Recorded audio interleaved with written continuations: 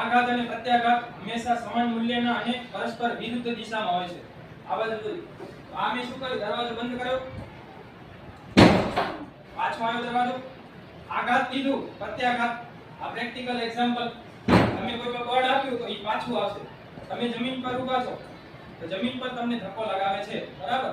આઘાત પ્રત્યાઘાત સમાન મૂલ્યના, જેટલું બળ આપ્યું એટલું જ બળ લગાવશે અને પરસ્પર વિરુદ્ધ દિશામાં. મેં આ બાજુ બળ લગાવ્યું, દરવાજો ક્યાં આવ્યો? આ બાજુ. આ પ્રેક્ટિકલ એક્ઝામ્પલ. પ્રેક્ટિકલી વિચારો. એમ વિજ્ઞાન વિશે છે ને, તમે આમ આવું કરશો, આવડું મોટું યાર ચોપડો ને આમ તેમ નહીં. તમારે શું કરવાનું? જે આવે એનો પ્રેક્ટિકલી થોડો ઉપયોગ કરવાની કોશિશ કરવાની, બરાબર?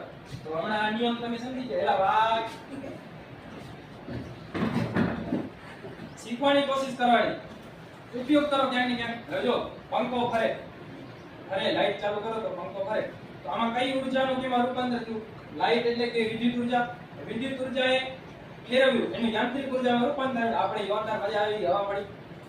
આ નિયમ છે કે વિદ્યુત ઊર્જાનું યાંત્રિક ઊર્જામાં રૂપાંતર